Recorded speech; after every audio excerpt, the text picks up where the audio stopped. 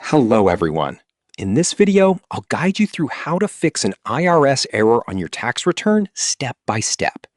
First, carefully read the error message you received from the IRS or your tax software because it usually points directly to the problem.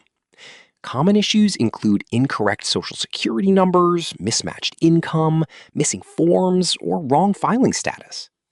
Next, go back to your tax return and correct the specific section mentioned in the error notice. Double-check all personal details, income entries, and calculations to make sure everything matches your documents, like W-2s and 1099s. If the error involves a rejected return, fix it and resubmit electronically.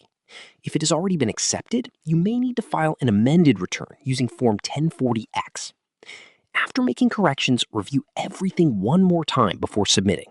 Then track your status on irs.gov to confirm the issue is resolved. Always keep copies of both original and corrected returns for your records. Subscribe to the channel for more videos.